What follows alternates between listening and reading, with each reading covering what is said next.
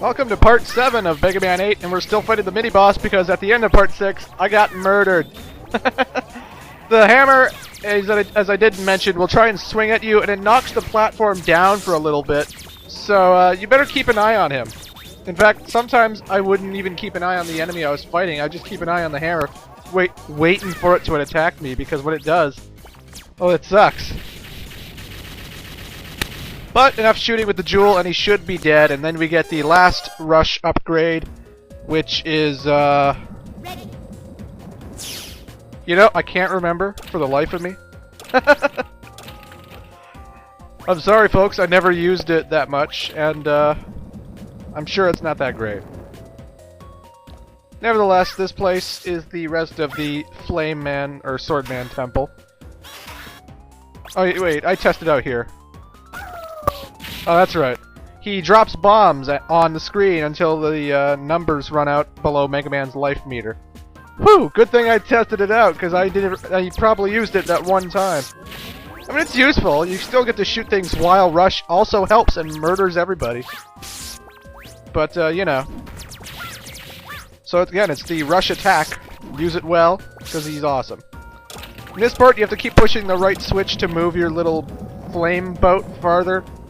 And these flame geysers will rise up, and you want to use them to reach the ladder. I think that's the last one we're going to encounter, but, you know, just be careful on that jumping. You don't want to jump off, you don't want to jump none at all, or, I don't know. Okay, it's not the last one we encounter. There's the last one. This one, you don't even have to keep jumping. Just stay on and enjoy the ride. Shoot the bats that get in your way, but don't jump off into the lava, because you'll die. And with that, we've made it to Sword Man. And Sword Man appears in a giant block. Nothing personal, but I've got orders. Nothing personal, but I've got orders. Well, Sword Man. I keep mixing them up, because he is a fire elemental type weapon. And I don't know. But anyway, Sword Man is a rather nice gentleman, even if he is working for Dr. Wily. He has a few attacks, and the water balloon starts to make him overheat and, like, really get raped. But his torso splits open, he'll swing his sword at you, and sometimes when his torso splits open, he might jump across the room, or his top body will start spinning on fire, trying to hit you, and that's when you slide under it. And he can make the block drop from the ceiling and crush you, but it's a fairly easy fight. And Water Balloon makes quick work of our sword-tastic friend. By defeating him, we get a melee attack, the Flame Sword. Basically, anything we swing at can catch fire and die. It's rather strong, and it's good for taking out our next opponent, Search Man. Though he should be Search Men, because he has two heads, and they both have different voices. Nevertheless, Search Man is a robot created originally for security and surveillance. A good point? He has a broad outlook. A bad point? Cowardice. Really? Two heads and he has cowardice? Okay. He likes booby traps and he dislikes social interaction. Anywho. This place has a lot of these platforms where, and believe me, that was a lucky fucking jump. I never do that. I never swing and then catch another swing during my first swing. And the reason I don't is because, again, I've described before how useless the electric whip is. You have to have the exact shot just to be able to make a swing. It's not like Super Castlevania 4, where Simon could, like, whip around platforms so easily, which I love that game, by the way. No, it's a pain in the ass to do anything in this game.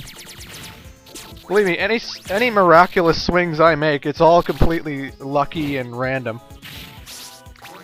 Anyway, those barbed wire, spike, electrical things that get in your way can be ripped down with the flame sword, as you saw me do there. And believe it or not, there was supposed to be a mini-boss here. In the Sega Saturn version, there was a mini-boss before the checkpoint, and it was Woodman from Mega Man 2. I suggest looking this up on YouTube to see for yourself, but Yeah, Cutman and Woodman were both in the game, and Sega Saturn only, because PlayStation got it, and then it was like, oh, we gotta keep things exclusive for Sega. How about we just give them the main game, but we keep out Cutman, Woodman, and all the extra features? Well, no! And Cutman and Woodman even had their own specific boss theme, which was basically their level theme in a remixed fashion. They fought the same, mostly, and apparently, from what I saw on YouTube, they were pretty damn easy, but still, we just want that, you know? We want to fight Woodman. Anyway, back to the level. You'll notice there's a or I'll get to it because we're coming up to more, but there's a lot of giant guys throwing boulders. Gutsman inspired, methinks, since Dr. Wily loves Gutsman so much. See, like, I should have made that second jump. That was ridiculous. It's way too cumbersome to swing around on this thing.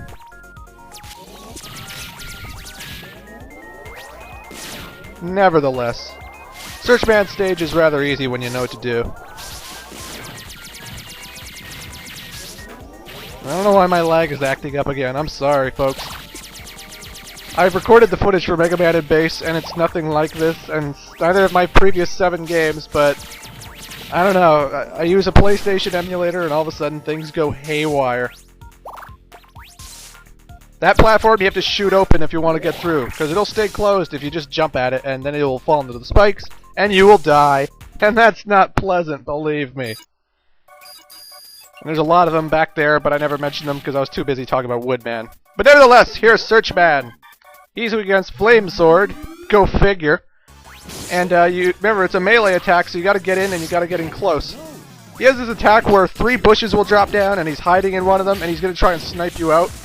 And you have to hit him through the bushes, and it's either a lucky guess or a complete miss, but he won't be in all 3 bushes, he'll be in only one of them. I just happen to be an awesome guesser. And he shoots homing missiles that are kind of hard to dodge, and then he has this spiked thing that bounces left and right, until eventually it hits the ground and explodes. That's an annoying attack. But, you know, Searchman, still a pussy, still a guy I can rape. Not that I would rape robots, because I'm not that kind of guy. We get Homing Sniper, which is basically a weapon that homes in on enemies. It follows them. We all know the deal.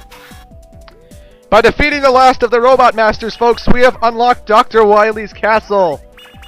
I think it's time we finish this, but first I'm going to pay a visit to Dr. Light's lab to buy me a new upgrade. And I'm going to be getting myself the no knockback weapon. Basically, when I get hit, I'm not going to get knocked back at all. I'm going to stay in place where I am, because getting knocked back sucks. Especially with the precision platforming we're going to be doing. There were other weapons like the, you know, climbing ladders. I keep mentioning the climbing ladders. I hate that fucking weapon.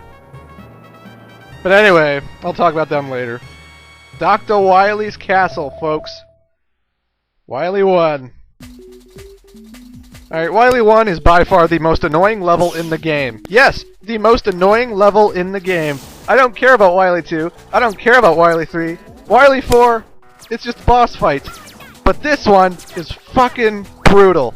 I mean, first off, they start with a jetboarding sequence, and this is not like the jetboarding sequence of Frostman stage. This one is pretty fucking hard.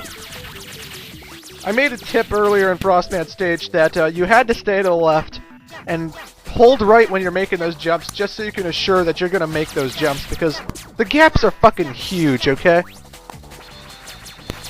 You're constantly jumping, but some of these platforms are a lot smaller or longer than you'd think, because you were just on a previous platform that looked the same, and it seems smaller, but no, this time it's longer, and it just confuses you, and it's going so fast, and it's really frustrating to play, I'm sorry. It's a rather tedious level. And I've died here, let's say 20 times. My first time trying, I just couldn't get the hang of it. I just kept fucking up the jumps, and I just couldn't believe it. However, at the end, you should finally eventually make it, and then it's on foot into Dr. Wily's castle. However, what makes the level even more annoying is that this place requires you to swing on electrical whip spots. And, well, let's just say I'm not fond of the area where there's millions of them. But I'll see you in Part 8.